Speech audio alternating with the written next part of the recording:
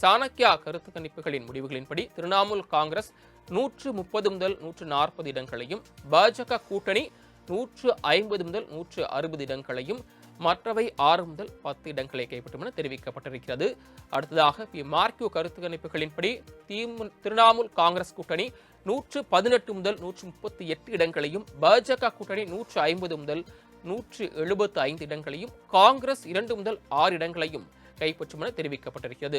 போல் diary கருத்து கணிப்புகளின்படி மேற்கு வங்கத்தில் திரிணாமுல் காங்கிரஸ் கூட்டணி 99 முதல் 127 இடங்களை வெல்லும் என தெரிவிக்கப்பட்டிருக்கிறது. பாஜகவே அங்கு ஆட்சி அமைக்கும் என்று பெரும்பாலான கருத்து கணிப்புகள் தெரிவித்திருக்கிறது. அதன்படி போல் டைரியின் கருத்து கணிப்பு முடிவுகளின்படி 140 முதல் 171 இடங்களை பாஜக கூட்டணி கைப்பற்றும் என்றும், காங்கிரஸ் 3 முதல் 5 இடங்களையும், மற்றவை 2 முதல் 4 இடங்களை வெல்லும் என தெரிவிக்கப்பட்டிருக்கிறது.